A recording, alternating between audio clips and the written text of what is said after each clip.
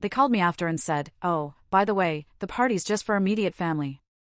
Hope you understand." My dad texted, "Don't be dramatic." So I didn't. Instead, I canceled every contractor payment and froze the landscaping funds.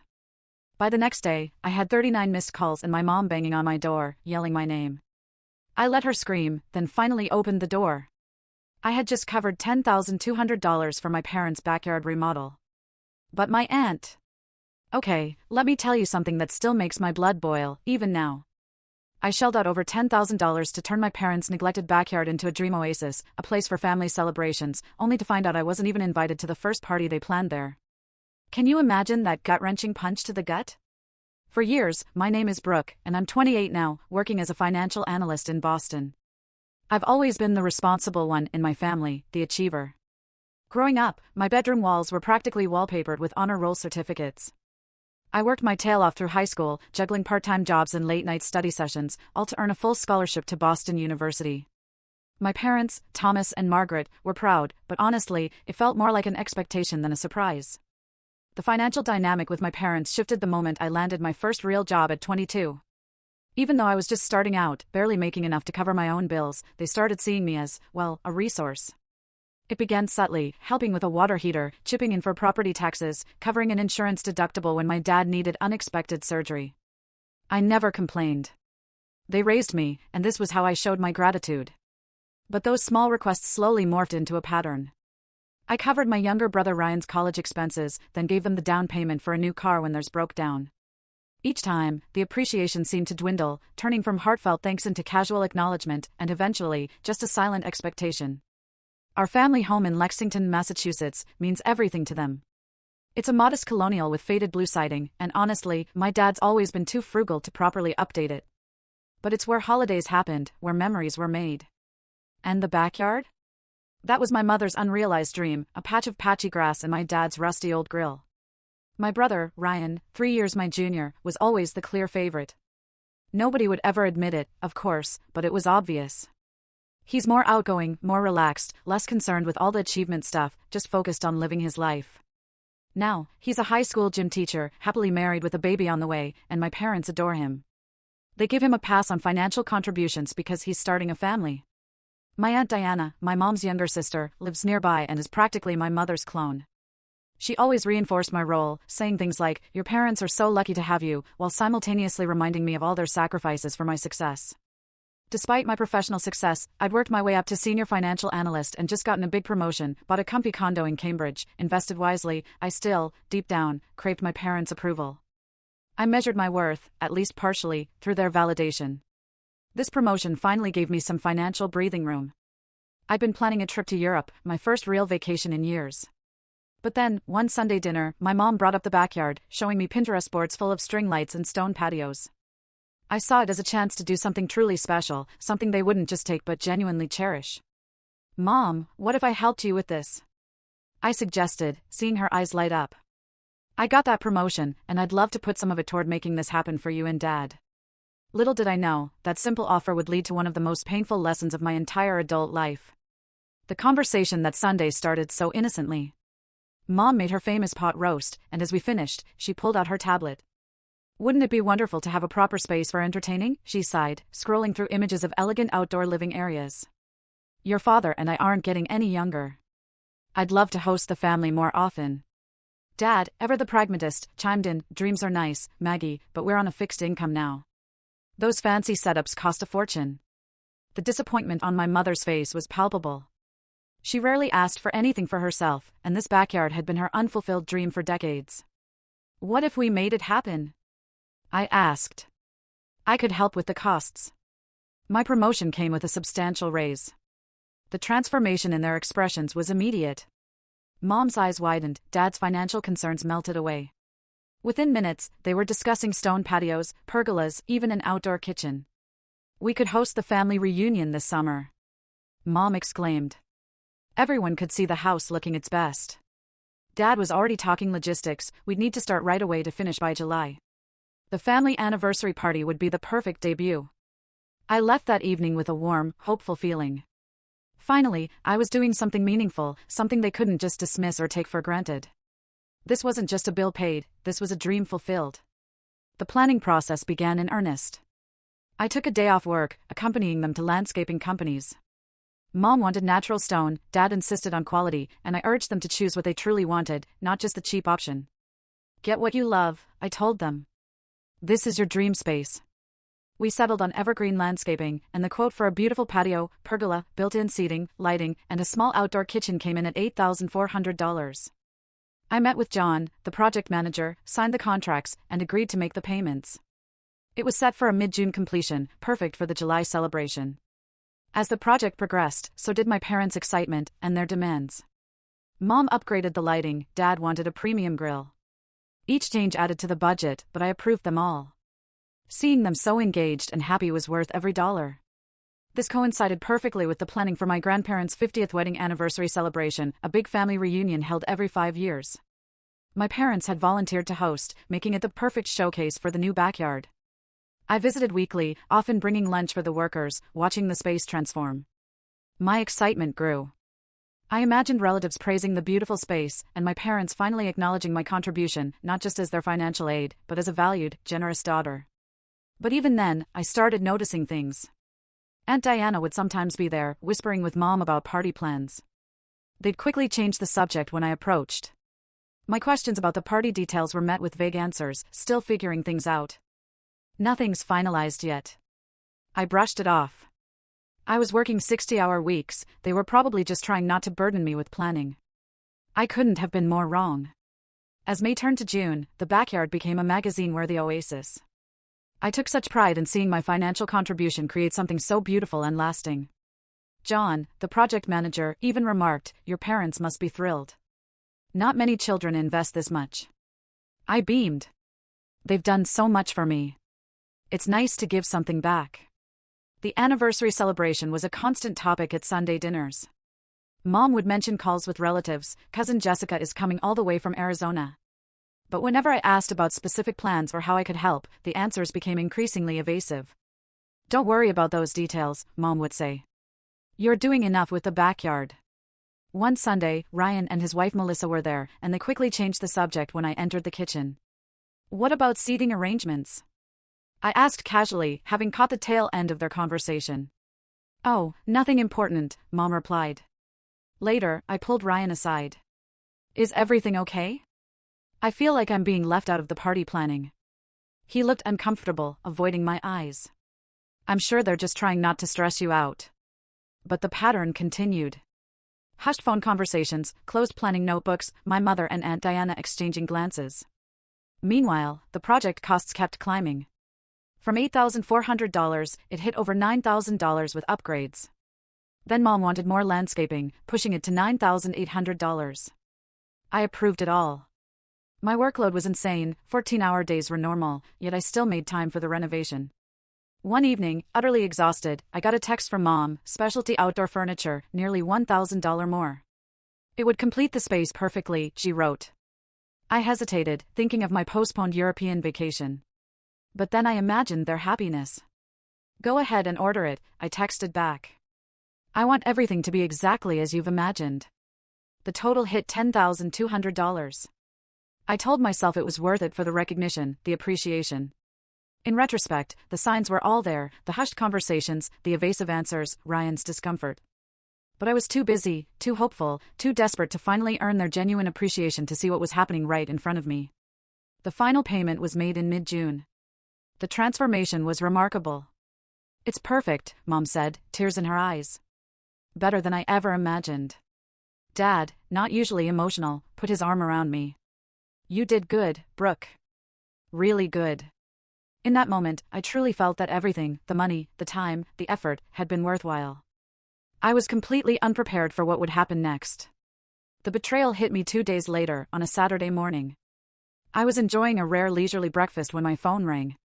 It was Aunt Diana. "Brooke, honey," she began, "I wanted to check about the guest list for the anniversary party. Your mom mentioned you might be bringing someone." "No," I replied, confused. "Mom knows I'm not seeing anyone." "Oh," Diana paused. "Well, that simplifies things, I suppose." "What do you mean?" Another pause, longer this time. "Well, I thought you knew." The celebration is just going to be immediate family. Your parents, Ryan and Melissa, me and Uncle Jim, and your grandparents from your dad's side. My coffee mug froze halfway to my lips. What are you talking about? This is the family reunion. Everyone's coming. Oh no, honey. That's in September at the lake house. This is just a small dinner to mark the actual anniversary date. Very intimate. The realization slammed into me like a physical blow. I wasn't invited. I had spent over $10,000 creating this beautiful entertainment space for a celebration I wouldn't even be attending. So, let me get this straight, I said slowly, my voice strangely calm despite the storm building inside me. I've paid for the entire backyard renovation so my parents can host a family dinner that I'm not invited to? Oh, Brooke, when you put it that way, it sounds terrible. Of course, they appreciate everything you've done. It's just that with Ryan and Melissa expecting, and the grandparents getting older, they wanted something very small. I'm sure they meant to tell you. How long have you known about this immediate family-only plan? I asked, my voice now tight with controlled anger. Diana hesitated. Well, since they started planning it a couple of months ago, I suppose. The timeline was clear. They had known from the beginning, before I offered to fund the renovation. My parents had deliberately kept me in the dark while accepting thousands of dollars for a space they planned to enjoy without me. I have to go, I said abruptly, ending the call. For several minutes, I sat motionless. Every evasive answer, every hushed conversation, Ryan's discomfort, it all made sense now. I called my mother, no answer. My father, straight to voicemail. I sent a text, just spoke with Diana. Is it true I'm not invited to the anniversary dinner in the backyard I paid for? 20 minutes later, my father's dismissive response appeared, don't be dramatic. It's just a small family dinner. We'll celebrate with everyone in September. Don't be dramatic. The dismissal stung worse than the exclusion itself. No apology, just a minimization of my feelings. I checked social media. Aunt Diana had already posted about the intimate family celebration, tagging my parents, Ryan, Melissa, my uncle, and even my second cousin Teresa, who lived less than an hour away. Not immediate family only. Just Brooke-free. The betrayal was complete. I had been intentionally misled by the people I trusted most, the people whose approval I had spent my entire adult life seeking. I had sacrificed my own plans, postponed my European vacation, and spent thousands of dollars for a celebration where I wasn't welcome. For the first time, I allowed myself to feel the full weight of how my parents had treated me, not just in this instance, but in a pattern stretching back years. I sank to my kitchen floor and did something I hadn't done since childhood, I cried. Deep, racking sobs that came from a place of profound hurt and betrayal. For nearly an hour, I let the emotions flow, acknowledging years of seeking approval that was never fully given.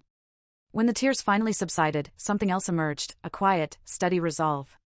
A determination that this would be the last time I allowed myself to be treated this way. I picked myself up, wiped my eyes, and began to formulate a plan. After that devastating call from Aunt Diana, I spent the rest of Saturday in a fog of hurt and disbelief. I cycled through crushing disappointment, burning anger, hollow sadness. My phone remained silent. No calls from my parents to explain or apologize. By Sunday morning, the fog began to lift, replaced by a clarity I hadn't experienced before. I called my closest friend, Natalie, who had witnessed my relationship with my parents for years. They did what? She exclaimed. Brooke, that's beyond inconsiderate. It's cruel. I keep wondering if I'm overreacting, I admitted. Dad said. Not to be dramatic. Classic gaslighting, Natalie replied firmly. You spent over $10,000 on a renovation for a party you're not invited to.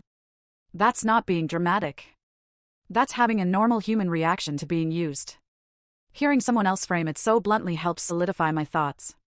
This wasn't a misunderstanding, it was a deliberate choice. What are you going to do? Natalie asked. I'm still figuring that out, I said. But I know one thing, I'm done being taken for granted. After our call, I pulled up my financial records. I'd made payments to Evergreen Landscaping in 3 installments. The project was complete, but I knew there were still outstanding payments to subcontractors for specialty work like the lighting and irrigation systems, totaling about $1,800.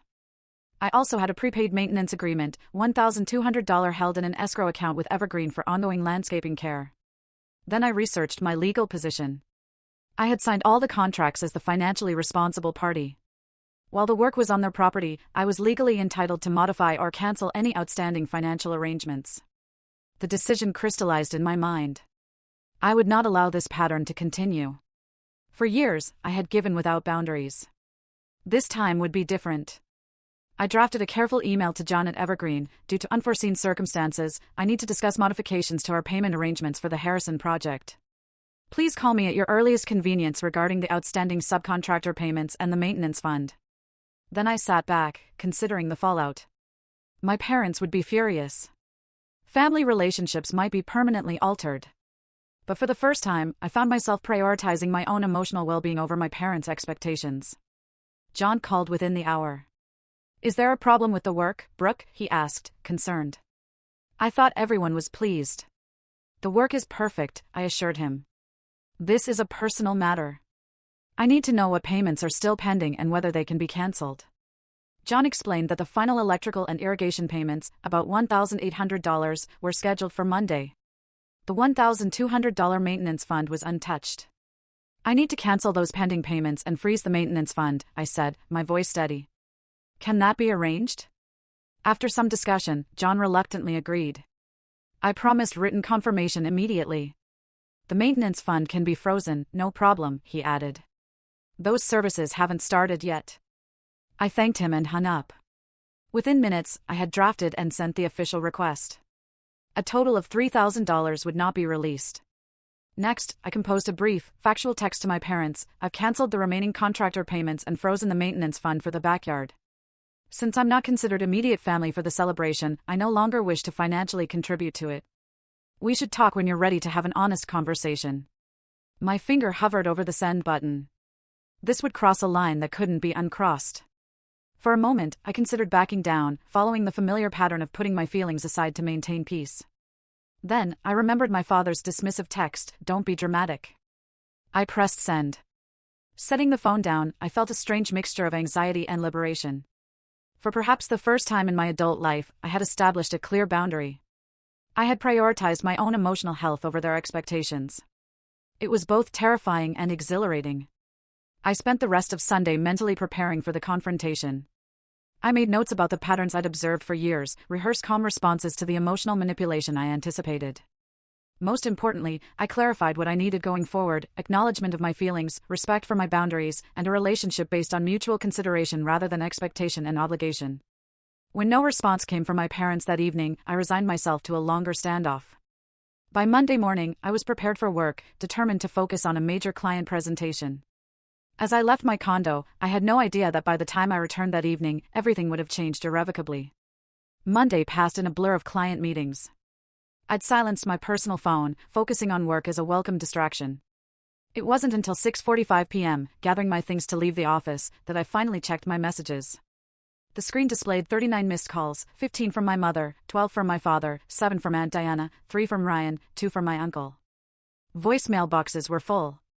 Text messages numbered in the dozens, their tone evolving from confusion to anger to desperate pleas. My mother's texts began with disbelief. "What do you mean you cancelled payments? Call me immediately." They progressed to anger. "This is completely irresponsible. The contractors are calling us. Fix this now." Finally, desperation. "Please, Brooke. We need to talk. I'm coming to your place." My father's were more direct. "You've crossed a line. The contractors are threatening liens on our property." Ryan's were the most measured. "Mom and Dad are freaking out. Whatever happened, maybe we can talk through it." I took a deep breath, knowing a confrontation was imminent. As I pulled into my condo's parking garage at 7:30 p.m., I spotted my mother's silver Volvo. My stomach tightened. I took the elevator up, the familiar journey feeling strangely momentous. As the doors opened, I heard it, my mother's voice echoing down the hallway, calling my name, her fist pounding on my door. "Brooke Elizabeth Harrison. I know you're getting home around now. Open this door immediately. We need to talk about what you've done." I paused at the corridor junction, watching for a moment. My mother, usually so conscious of appearances, was creating a scene in my upscale building, her normally styled hair disheveled, her expression frantic. My father stood a few paces behind her, arms crossed, his face set in that stern expression I'd known since childhood. I could have announced my presence, but something made me wait. I wanted to observe this unfiltered moment. After nearly 5 minutes, I finally approached, my footsteps quiet. My father noticed me first, touching my mother's arm to halt her shouting. Finally, my mother exclaimed, turning to face me. What have you done? The contractors called this morning, saying payments were cancelled. They're threatening to put liens on our house. I maintained a calm demeanor as I moved past them to unlock my door. We should continue this conversation inside. Once the door closed, my mother erupted again. How could you do this to us after everything we've done for you? Do you have any idea how embarrassing this is? I think we should all sit down, I said, gesturing to the living room. I don't want to sit down, she snapped. I want you to fix this mess you've created. Call the contractors right now and tell them it was a mistake. I looked directly at her, then at my father. It wasn't a mistake. I made a decision based on new information. What information? My father demanded. That I spent over $10,000 renovating your backyard for a family celebration I'm not invited to. My mother's expression flickered between anger and discomfort. Did Diana call you? This is ridiculous. It's just a small dinner, not the main event. That's not how you presented it when I agreed to fund the renovation, I countered. You specifically said it was for the family anniversary celebration, which I naturally assumed I'd be part of. You're blowing this completely out of proportion, my father interjected. The September gathering is the main event. Except for me, I said quietly. Ryan, Melissa, Aunt Diana, Uncle Jim, Grandma and Grandpa Harrison, even Cousin Teresa, according to Facebook. Everyone but your daughter who paid for the backyard you'll be enjoying. A knock at the door interrupted us. When I opened it, Ryan stood in the hallway, looking uncomfortable. I thought I might be needed, he said, stepping inside. The dynamic shifted with Ryan's arrival. My mother moderated her tone, though her anger remained. Ryan, talk some sense into your sister. She's cancelled payments because she's upset about not being invited to a simple family dinner. Ryan's eyes met mine, and I saw something unexpected, understanding. Actually, he said slowly, I can see why Brooke would be hurt. I was uncomfortable with the plan from the beginning. My mother looked betrayed. What are you talking about? Mom, you and Dad accepted thousands of dollars from Brooke for a backyard specifically for hosting family events, then planned the first event without her. That doesn't seem right to me either. The room fell silent. My father shifted uncomfortably while my mother's expression hardened. So, you're both against us now? She finally said. After everything we've done for you both? And there it was. The familiar refrain that had shaped our family dynamic for years, the implicit obligation, the emotional debt we supposedly owed for being raised. This isn't about being against you, I said calmly. It's about recognizing a pattern that's been happening for years. I contribute financially whenever asked. I put your needs before my own. I seek your approval in everything I do, and still, when it comes down to it, I'm excluded from immediate family gatherings. You're being ridiculous, my mother insisted. We never asked you to pay for the backyard. You didn't have to ask, I replied. You knew I would offer once you showed me how much you wanted it, just like you knew I would cover Ryan's college expenses and the down payment on your car and countless other things over the years. Ryan looked surprised. You paid for my senior year tuition? Mom said that came from their savings. Another uncomfortable silence fell. We should focus on the immediate problem, my father finally said, his practical nature asserting itself. The contractors need to be paid. They're threatening legal action. The remaining balance is $3,000, I stated. You can cover that yourselves if the celebration is so important. I've already contributed over $7,000. We can't just come up with $3,000 out of nowhere, my mother exclaimed. I managed to come up with $10,000, I replied evenly, and I was planning a vacation with that money before I offered to help with your backyard. My father's expression shifted, calculations visibly running behind his eyes. We could postpone the dinner until September, combine the celebrations, he offered. Thomas, my mother looked shocked. Everything is arranged. People are coming from out of town. Then include Brooke, Ryan suggested. That was the original understanding anyway. My mother's resistance was telling. It's too late to change the plans now. It's not about the dinner anymore, I said quietly. It's about years of being treated as a financial resource rather than a daughter. It's about finally recognizing my worth and setting boundaries. Boundaries? My mother scoffed. Is that something your therapist taught you? We're family. There aren't supposed to be boundaries. That's exactly the problem, I replied. You expect unlimited access to my resources, financial, emotional, practical, without offering the same in return. You exclude me when it's convenient, but expect me to contribute without question. Ryan moved to sit beside me on the couch, a physical show of support that nearly broke my composure. She's right, Mom. You and Dad do treat Brooke differently. You expect more from her and give her less credit. My father, ever the pragmatist, saw that the conversation was veering away from the immediate financial issue. What exactly do you want, Brooke? For us to pay you back? I don't want repayment, I said, meeting his gaze steadily. I want acknowledgement. I want respect. I want to be treated as an equal member of this family, not just the reliable daughter you call when you need something. My mother's anger seemed to deflate slightly, replaced by defensive confusion. We've never treated you as less than family. Everything we've done has been for you kids. Then why exclude me from a family celebration? Why accept thousands of dollars for a renovation I wouldn't be invited to enjoy? For the first time, my mother had no immediate retort. She looked to my father, who was uncharacteristically silent. Ryan filled the gap. I think we all need to acknowledge that there's been a pattern here. Brooke has always been expected to be the responsible one, the achiever, the provider. I've benefited from that, too, and I haven't always appreciated it. The admission from my brother opened something in the room, a possibility for honest conversation that had never existed before. I don't want to damage our family, I said, my voice softer now. But I can't continue in the same pattern. I need things to change. What specifically needs to change, Brooke? My father finally asked. It was the first time he had asked what I needed rather than telling me what was expected. I need my feelings to be considered. I need to be included as true family, not just when it's convenient or when something is needed from me. I need acknowledgement of my contributions rather than expectation. And I need you both to recognize when you're treating me unfairly. The room fell silent as my parents absorbed these requests. They seemed simple, almost obvious requirements for any healthy relationship. Yet, they represented a fundamental shift in our family dynamic. And the contractors? My father asked. I'll release the maintenance fund, I conceded. But the final payment should come from you. Consider it your investment in the celebration you're planning. My mother started to protest, but my father placed a hand on her arm, silencing her.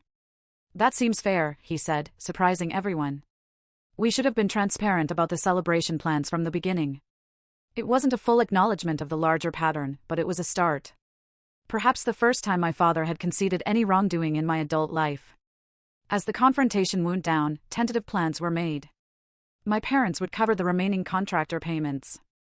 The celebration would be reconsidered, though no firm commitments were made about my inclusion. But something fundamental had shifted.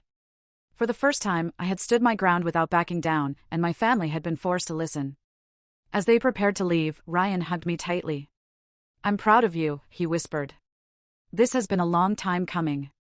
My mother remained stiff and somewhat distant, struggling to adjust to this new reality. My father, ever practical, seemed to be calculating the implications of this new family dynamic. But as I closed the door behind them, I felt a profound sense of relief and clarity. Whatever came next, I had finally advocated for myself.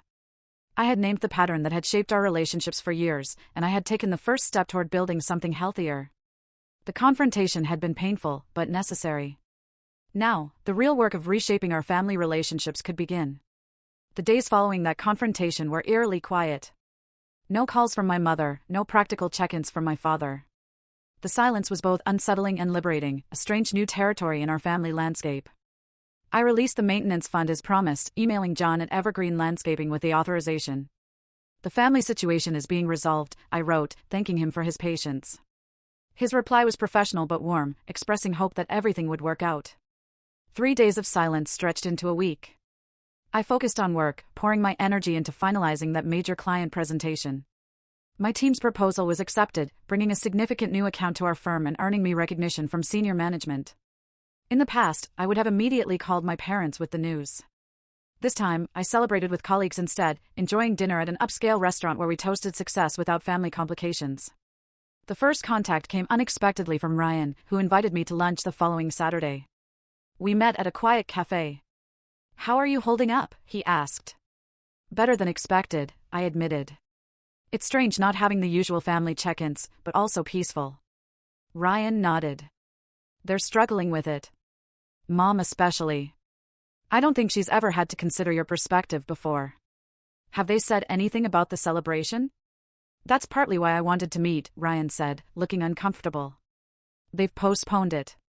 Dad told everyone there were landscaping issues that needed to be resolved.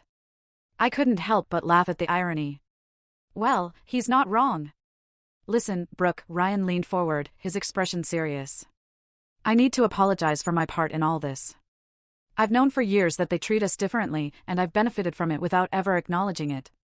Even with the tuition, I had no idea you covered my senior year.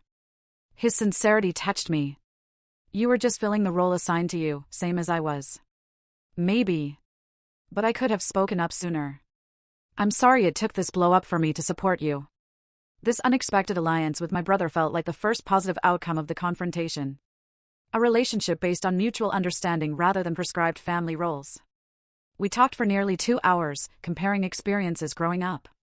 Ryan admitted feeling less pressure to achieve but more dismissed when he did accomplish something. I confessed the exhaustion of being the reliable one, always putting family needs before my own.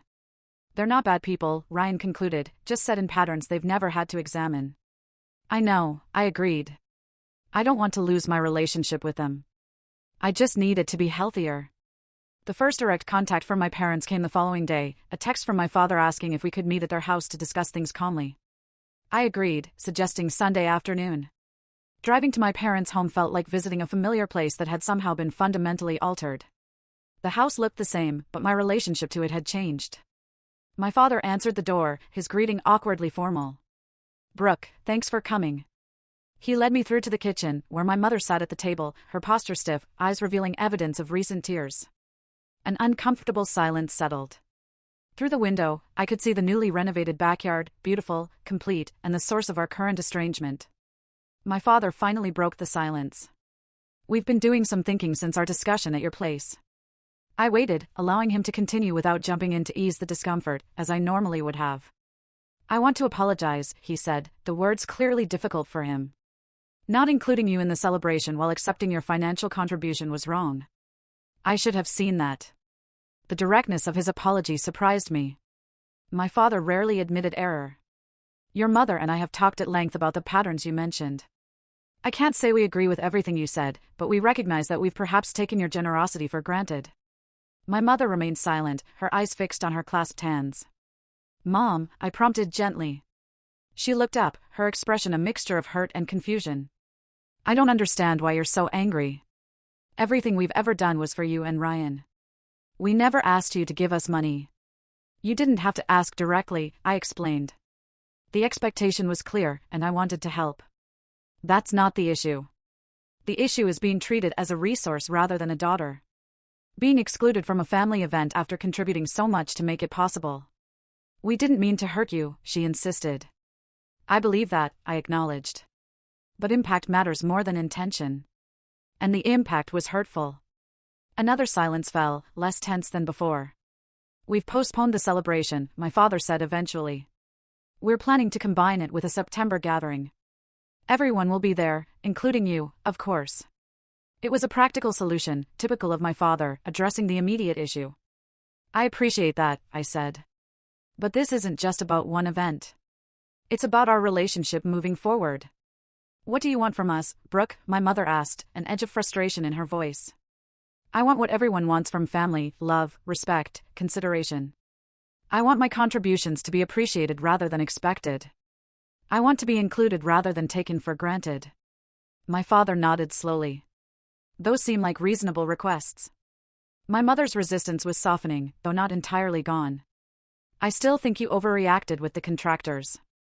Perhaps, I conceded. But it was the first time I'd set a boundary instead of simply giving in. I'm not proud of how it happened, but I don't regret standing up for myself. We talked for nearly 2 hours, covering ground we had never explored as a family. There were difficult moments, old patterns reasserting themselves, defensive reactions on all sides. But there were also breakthroughs, acknowledgments of long-standing dynamics, recognition of how roles had calcified over time. By late afternoon, we had reached a tentative new understanding. My parents had agreed to be more mindful of how they treated me compared to Ryan. I had promised to communicate my feelings directly rather than suppressing them until they exploded. We had all committed to working toward a healthier family dynamic. As I prepared to leave, my mother finally offered the words I had been waiting to hear. I'm sorry we hurt you, Brooke. I never saw how our actions might make you feel excluded or used. I just thought that's what family does for each other. Family does support each other, I agreed. But it should go both ways, and it should include everyone equally. She nodded, reaching out to squeeze my hand briefly before turning away, emotions clearly overwhelming her. The following weeks brought subtle but significant changes. My mother called just to check in, without requests or expectations. My father sent a heartfelt email thanking me for making us see what we couldn't see ourselves.